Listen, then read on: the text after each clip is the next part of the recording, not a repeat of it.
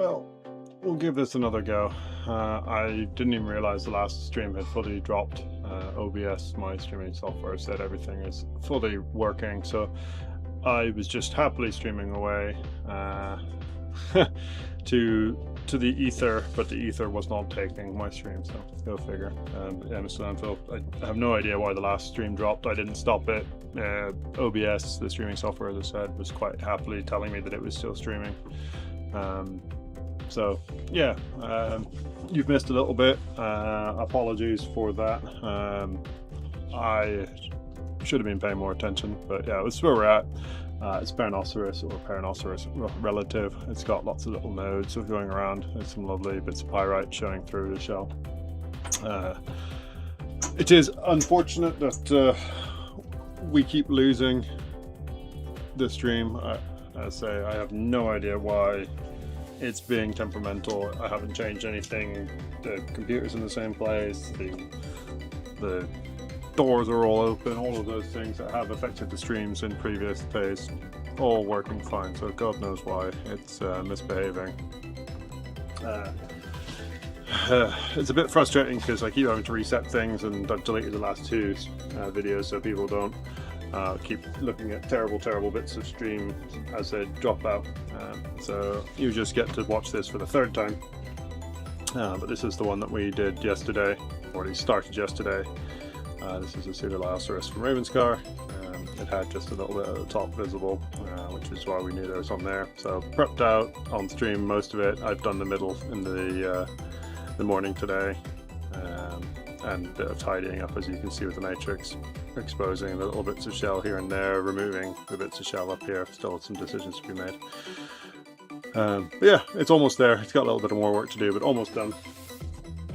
But in one of the previous ones, we had a decision to make over another pseudo or the Paranoceros that we've got. So started on this Paranoceros, also Ravenscar. All of my stuff now is Ravenscar just because it's what I have the most of, and it all needs prepping at some point. So just having fun working through the many boxes of Ravenscar material.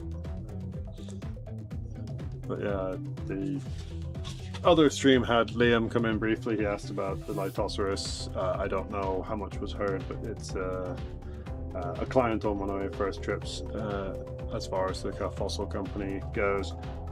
Went down to Ravenscar with us and found a Litosaurus there, and I've just seen videos and pictures of it after prep, and it's a stunner. Sean's done some miracles in bringing that back, so it's in about 5 pieces. They are apparently very happy, and I'm very happy for them. Jealous as all hell, but very happy for them that both it was that good, and that Sean was able to do his miracles at bringing it back. So I look forward to seeing that all come out on social media in a little bit of time. But yeah, I will get back to streaming, and hopefully this all stabilizes and stays stable this third time round. But if not, then I will just keep prepping this, and you can enjoy the afters again. So yeah, let's crack on, shall we?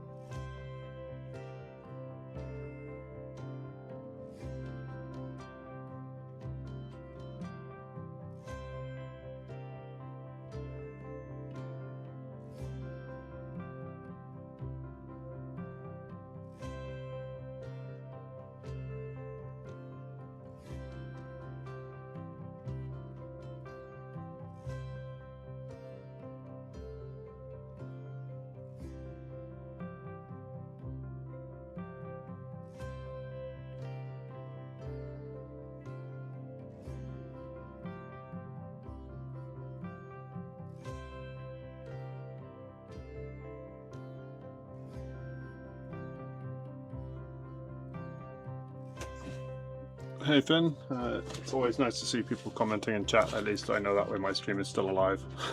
It's been a bit of a technical, chaotic day so far.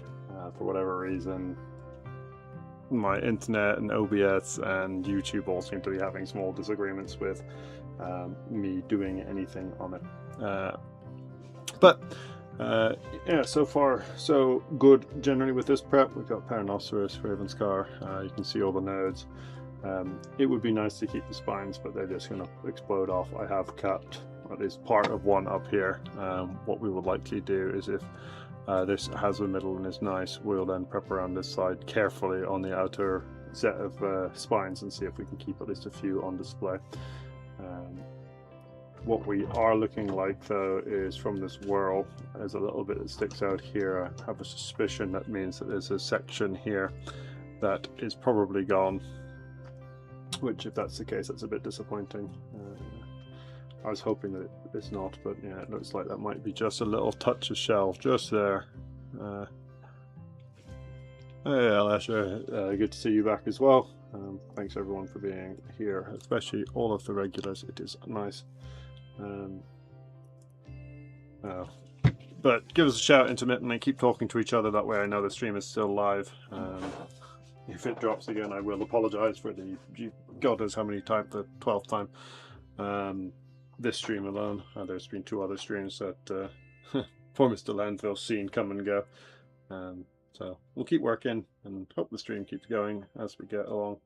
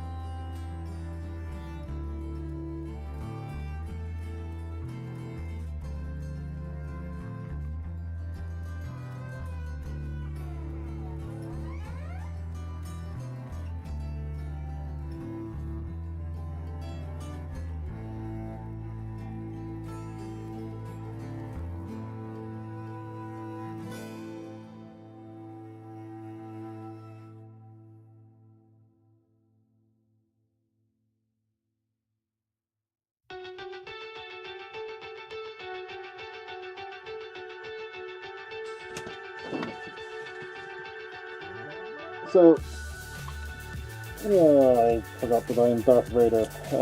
Right, there we go. No longer Darth Vader. So, as feared, that outer whirl does wrap out into the ether, the dawn area here. Yeah, we've got whirl coming around, comes to here. There is continuation of it. I've just chipped a bit off, which is why I've stopped. We'll put some glue on that and put that back on, and then try and prep that down sensibly. I'll switch over to tips and start working in and see if we can find the next whirls in whilst that's all drying. And then, yeah, we'll have to come back to that little corner. But it's good that the stream is still alive. It's not always a given, but I'm glad it is still functional so far, and long may that last. At least that was a very clean break, so that will go back on hopefully very nicely. Just have to hold it in place for a second whilst it does its setting. I don't have any other magic fast setting spray that you can get. But yeah, just to, whilst that's setting, I can just show you this beautiful color on it. It's one of those things that I know everyone has their preferences for what their ammonites look like, and that's fine. I really love the shells, the brown, lovely color shell. But what you do get sometimes is when the shell comes off, depending on what's inside, you get that pyrite, fool's gold colors come through. Sometimes you get iridescence. And if the shell comes off, you also do get the lovely suture patterns that some species have. Really nice suture patterns, and that's the little wiggly leaf-like lines that you sometimes will see on them. Pseudos are really good for having them in general. The one we did a couple of days ago had some really nice ones, but cannot see any in these so far. So yeah, what we'll do, as I said, we'll just switch over the tip. Go from hunting this outer wall around, because it comes in and we know it goes into this spot here, which has now got the glue on it, and we'll just see if we can expose it again in here whilst that's getting a bit more time to go off to set, and then see if we can start following those whorls in. We will struggle to do the really fine detailed work in the middle without magnification, which we have seen is sometimes difficult for filming at the same time, but we'll see what we can do, and if we have to stop, we'll just jump over to the second fossil I had, which is another pseudo-Lioceras. I like pseudos, so much like we did yesterday, it's another one here that wraps in here, and a big block, but hopefully that one's not too big. But there were signs of other ones. There's another section through one right there, so you never know what you might see when you get exploring. So that's our second one. Let me just change the pen tip out, and remember to mute myself so that I don't deafen you all, and we'll be back prepping in a minute.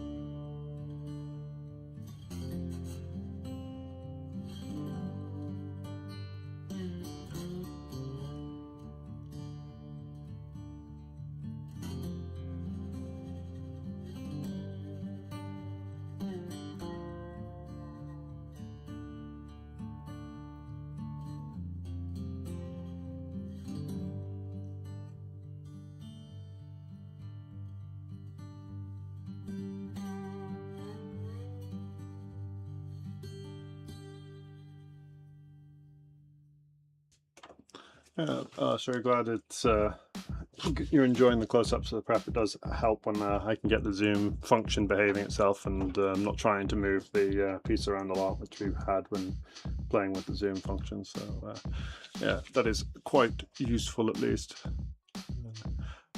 But yeah, sorry, back to the mask and the streaming and prepping.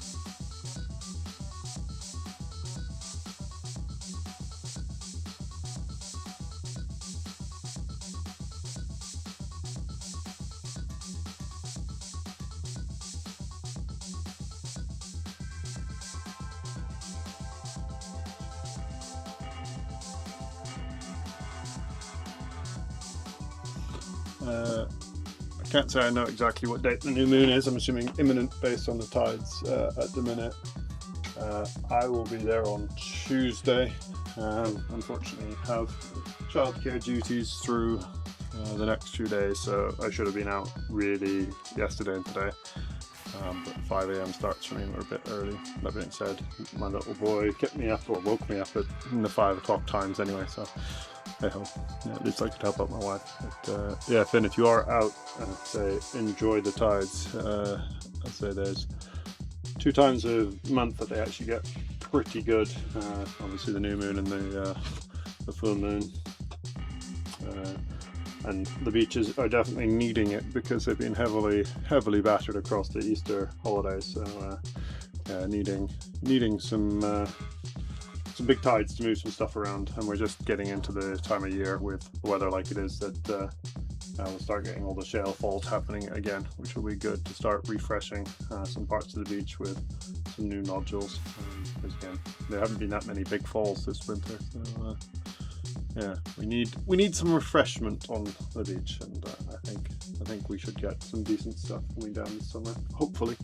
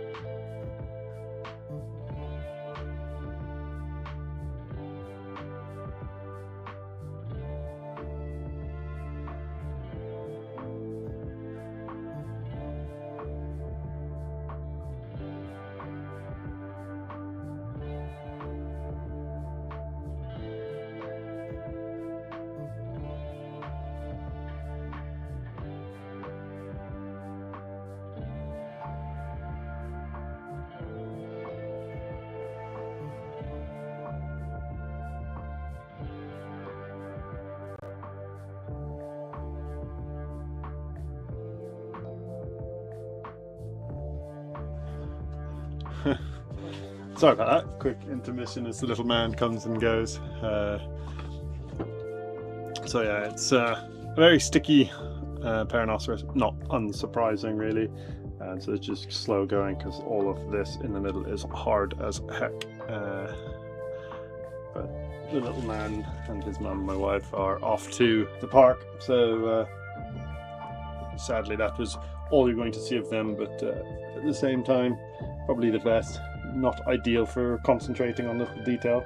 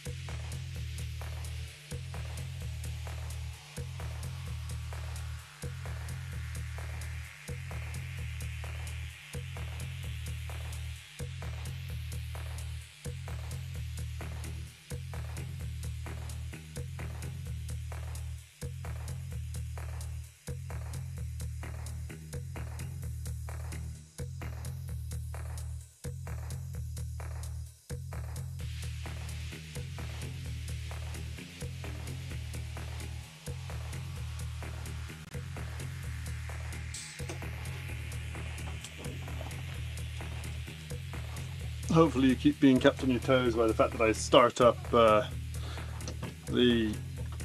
dust extraction just before muting again, because I'm forgetting to do it and just remember in time.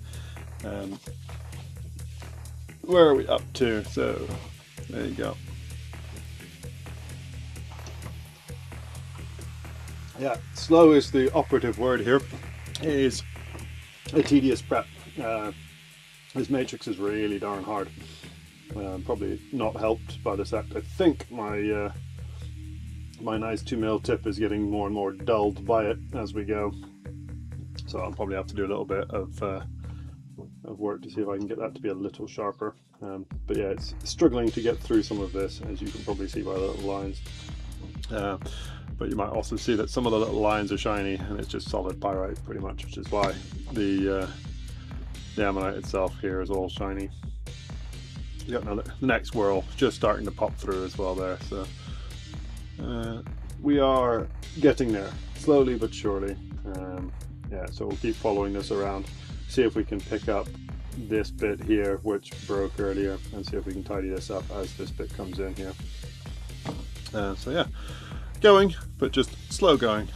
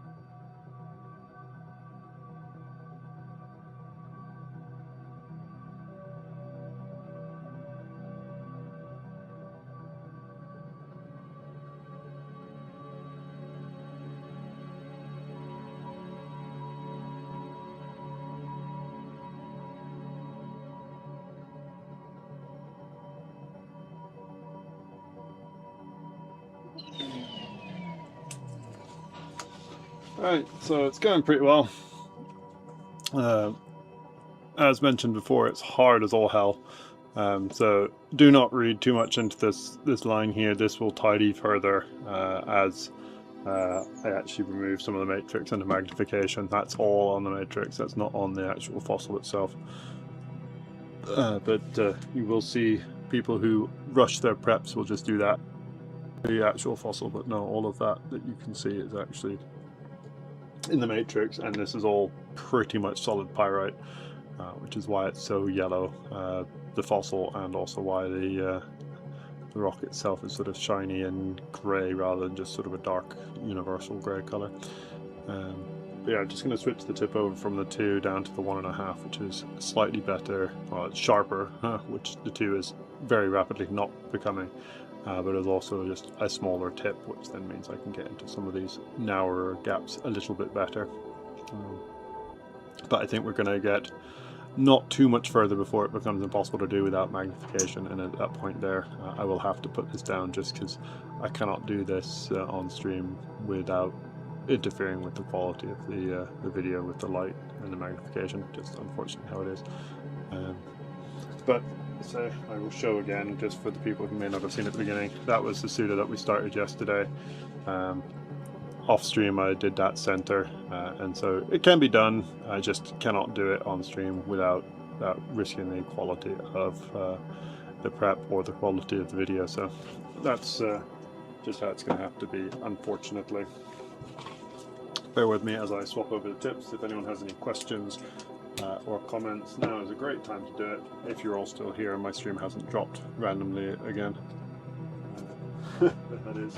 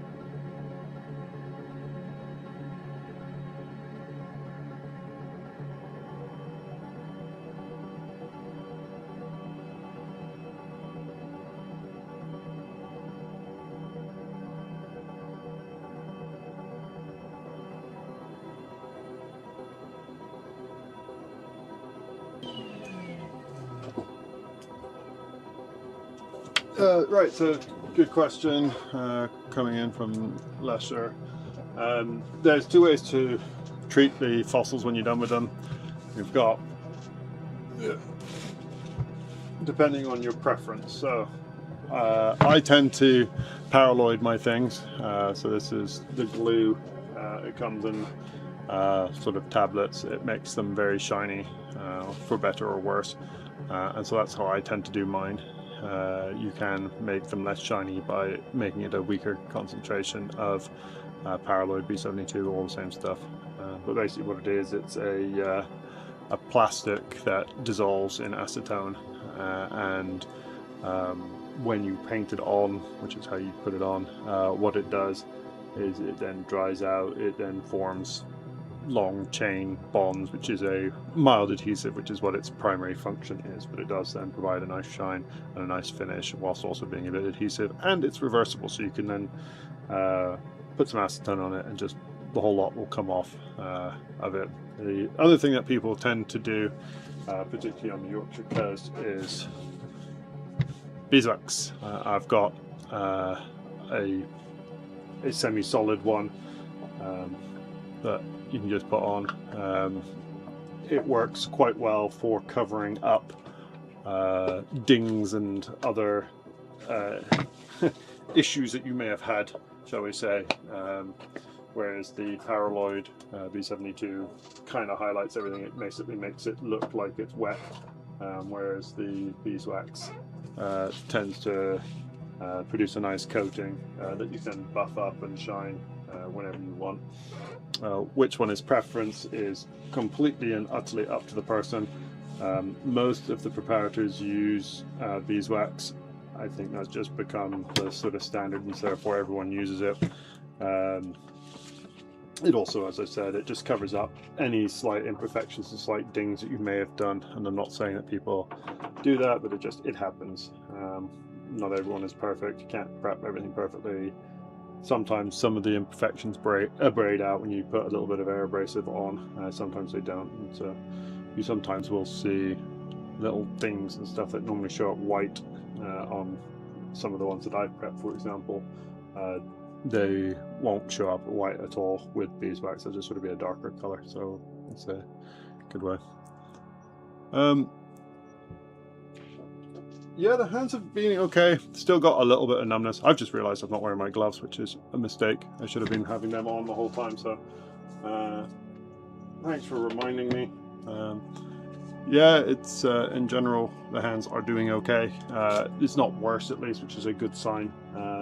And I found it actually okay to do the prep work. So that's a positive. But yeah, the vibration is one of the things we worry about. Thankfully, the Maya, I can't speak for all pens, but the Maya is a really good pen. It does not vibrate an awful lot. So it does help that at least removes at least a large quantity of the vibration issues, is that the pen I'm holding isn't vibrating too badly. The Dremel and any of the electric ones, and possibly some of the cheaper air scribes, will also vibrate an awful lot more, so you do have to be careful with them. I am continuing to be careful. Just with where the numbness is, I'm still pretty convinced it's a wrist issue, up here level issue, rather than a finger related vibration issue. So yeah, we'll just have to continue to play it by ear and by hand, but I'm going to have 3 days of no prepping coming up across the long weekend, and then another day on the beach on Tuesday, so there'll be no prepping then. So hopefully after all of those days I'll be back and my hand will feel perfectly normal, and which will be great. And then we'll get back to prepping next week, at least through the week, on a few of the days, depending on how things are shaping up.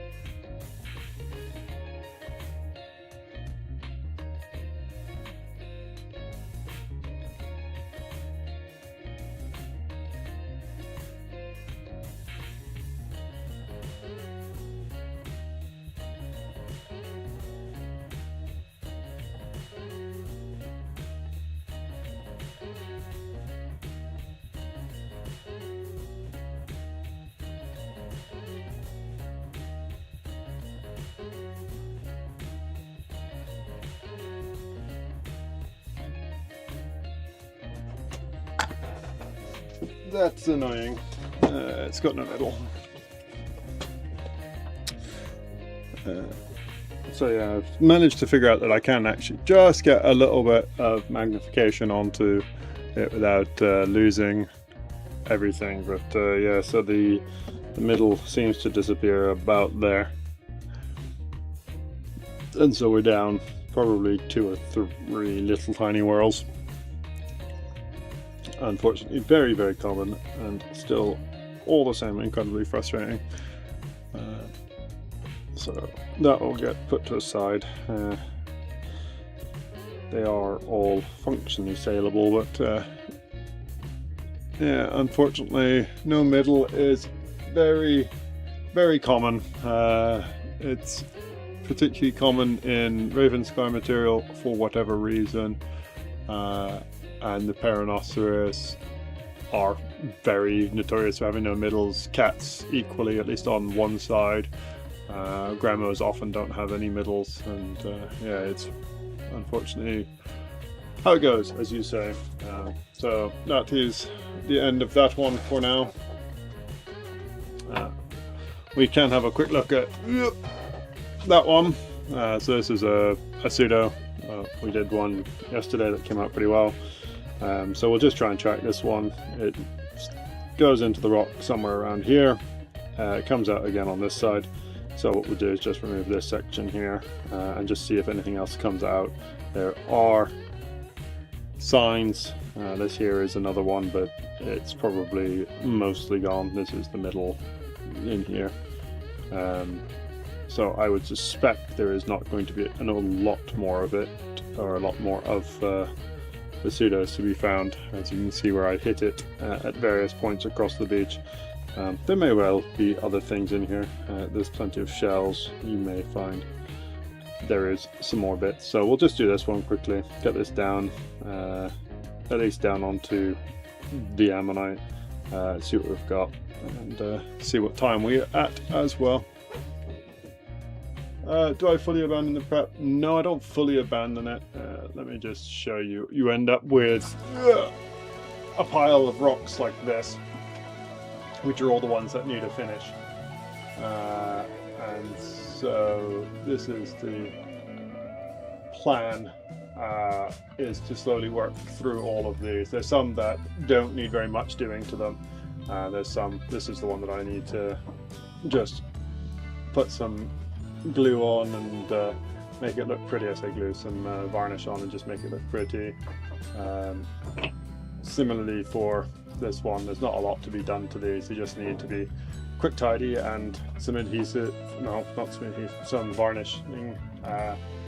But then there's others. There's a cat there, there's the one that was just done, there's pluro. There's lots of bits that need finishing, and so for a stream I think it's better not to just sit and try and polish off all the tiny minutiae of a specimen that is incomplete. Probably better that we go have a look at something else that might be more interesting. At least that's my mind. They're not in the bin. Those are the ones that will get finished at some point. The really nice ones will probably end up online. The less nice ones will probably be handed to friends, family, kids, people on tours, long-term watchers of the channel, etc. So those are the sort of things that I would much rather do with all of them. Because the other option is taking them back to the beach to chuck them back onto the sea, and I don't really want to be returning specimens that have been at least partially prepped to the ocean, but it is doable. We do occasionally get posts on some of the social media where someone's like, what is this? And it's an ammonite that someone's started to prep that they're then thrown back to the ocean.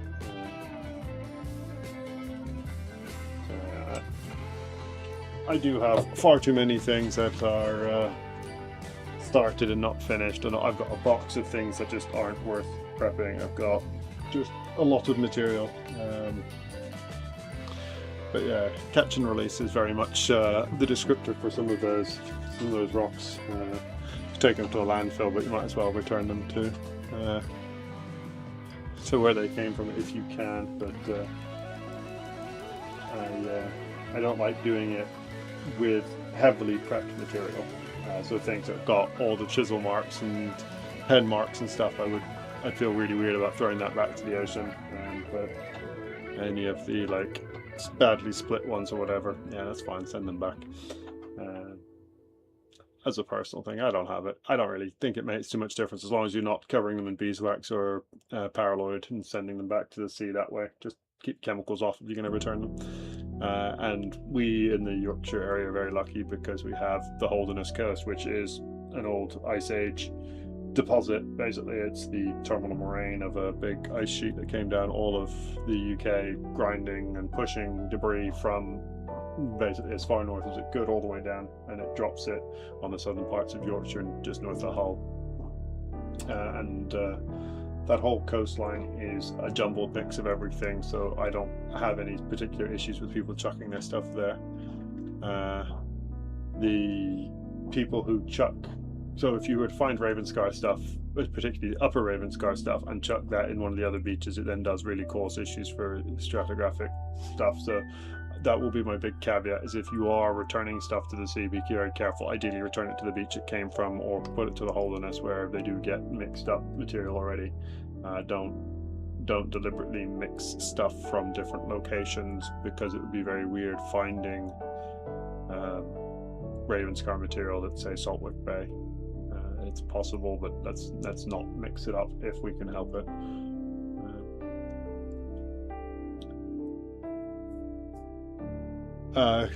Putting them in a garden landfill, cobble path, all of those are things we have. So you might have seen me do a little sweep of the box in the middle of the prep, and I do just take all the bits, including some of the broken ones. They are in our driveway, which is a gravel driveway, and it's slowly filling in the bits that looking a bit sparse from general wear and tear of our drive. So our drive has got plenty of fossils in it already, and we'll have more and more bits added for sure.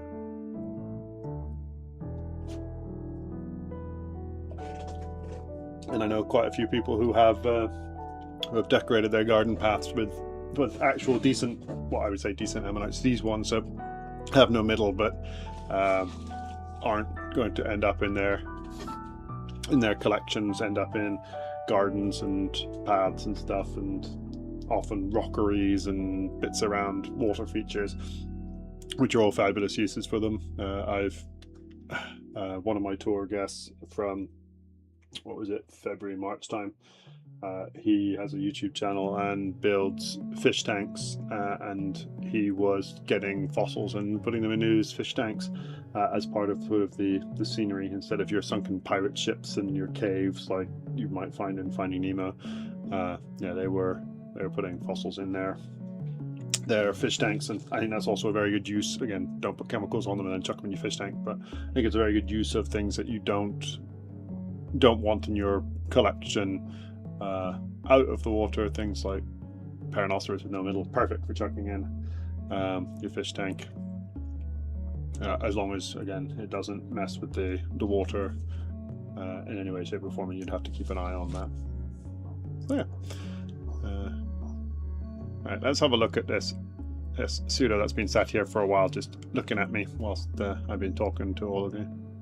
But yeah, I have a suspicion that if you ask pretty much everyone in the chat what they do with their bits and pieces, there's an awful lot of landscaping.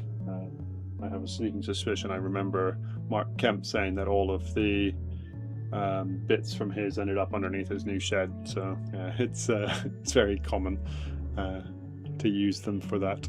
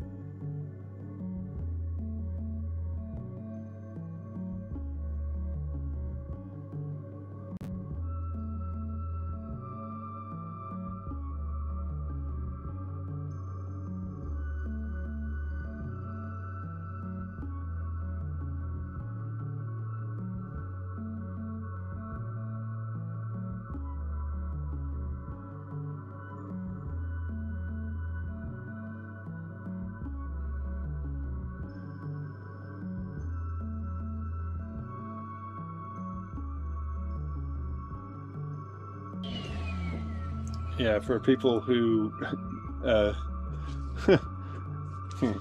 yeah, so for people who haven't prepped all of their material, yeah, it's not uncommon to see them just out in the open. The downside of a lot of the Yorkshire stuff is that it's got pyrite content, so you want to be a little careful leaving it constantly exposed to the elements, because sometimes it gets pyrite rot. No guarantees one way or other. There doesn't seem to be rhyme nor reason what does or what doesn't pyrite rot. In general, most of the LED blocks will eventually get it, but you can definitely reduce the odds of getting pyrite rot by not leaving them out in the wild and keeping them in a temperature controlled environment. There does also seem to be, if you let them roll around in the sea for long enough, it knocks most of the heavy duty pyrite that's on the outside of them off, and they seem to be a little better as long as the amylites themselves haven't got it. But no rhyme, no reason, and just one more thing to be aware of. And yes, all non-rock people tend to think we're crazy, and I'm lucky that my wife puts up with my rock habit.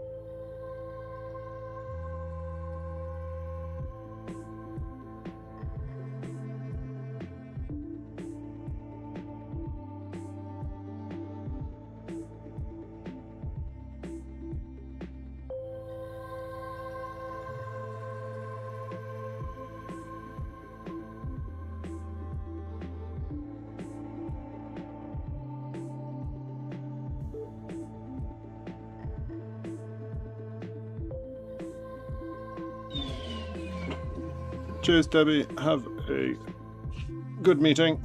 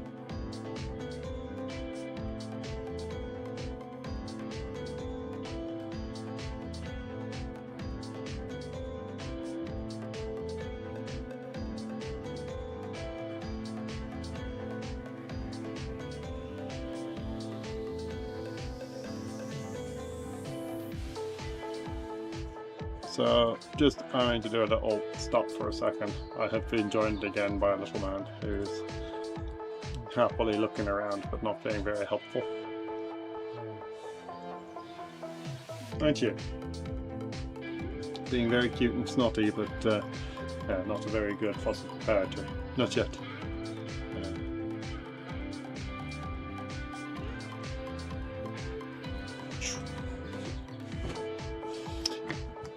Oh, yeah, let's put some more fingerprints on Daddy's magnifying. Yeah, that's what we like.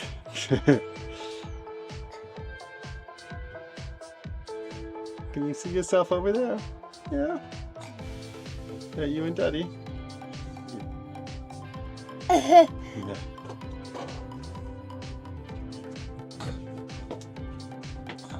You're just gonna sit there, are you? Yep.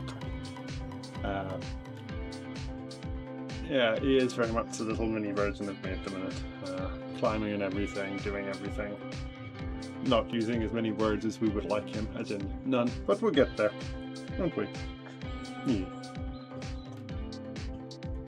So yeah, just a short technical break whilst little man sits here, and as you can see, yeah, over that way, my wife returns to take him away to go have some more fun and read some books and play some games, and then yeah, we'll see if we can get the pseudo at least roughed out, and then yeah, I'll be off to join them, because it does look like a good day for having fun in the garden. I'm going to swing you back to the prep and release the little man to the world.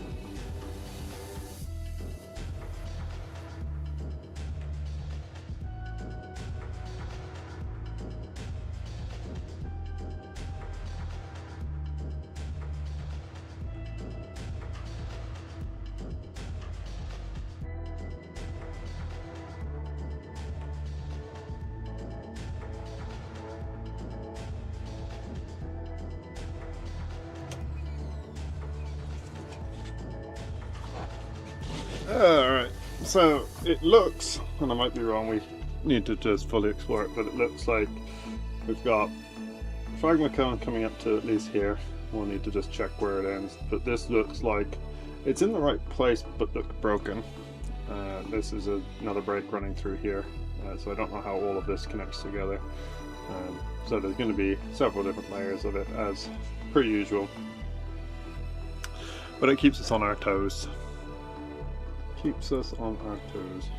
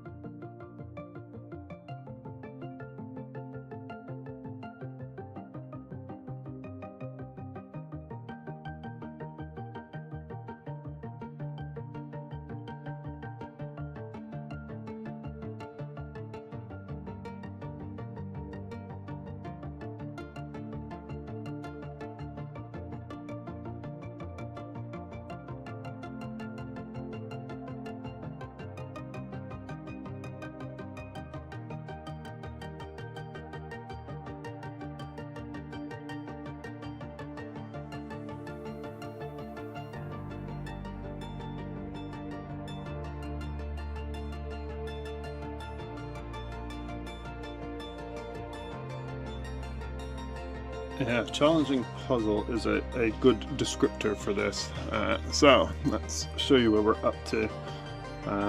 Body chamber more or less ends at this scrappy bit here where the breakage seems to make the shell go, I don't know how to describe it, sort of fuzzy calcite, and that seems to stick really well or badly to the matrix depending on your point of view. So it makes it really sticky. So that's what's happening here.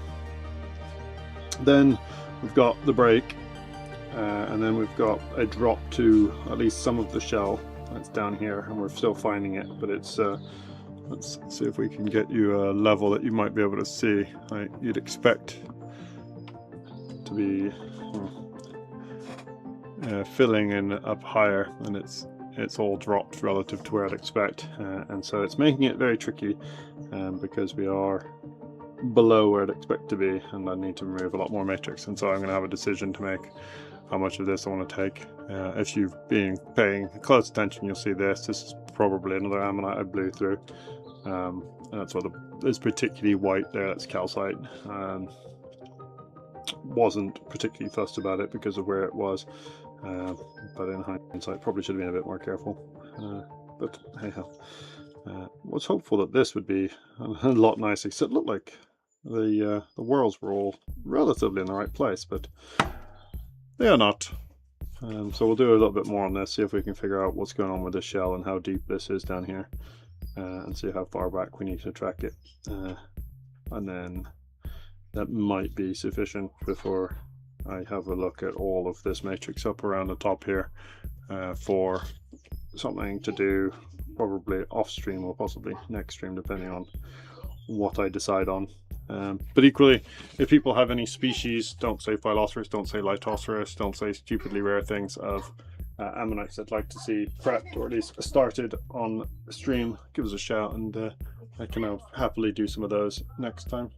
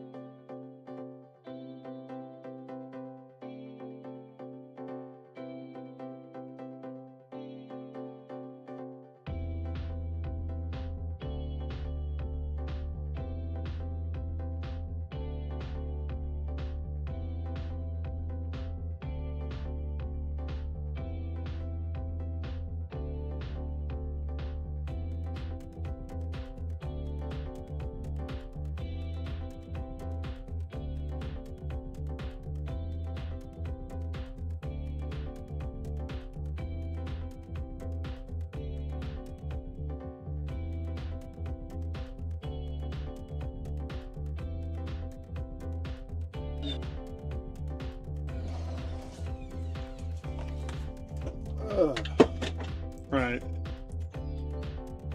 I seem to have dropped a big chunk of frames at some point, but hopefully it wasn't too bad for you guys on your side. I actually don't know if you're all still here. Always a good game. But that's where we're up to. We're starting to expose this, but the worlds go quite a long way into the matrix and there's quite a lot to remove, so this will be probably done into a section about that. That will be the goal, but I think that might be where I end it for now. I have a little man talking to me again, and I think he's trying to tell me. I think he's trying to tell me that it is time to go do some fun things. Is it? Is that what you're telling me? Yeah, we need to go do some fun things. Telling me to stop playing in the fossil prep box. Yeah. Okay. Anything else you want to say?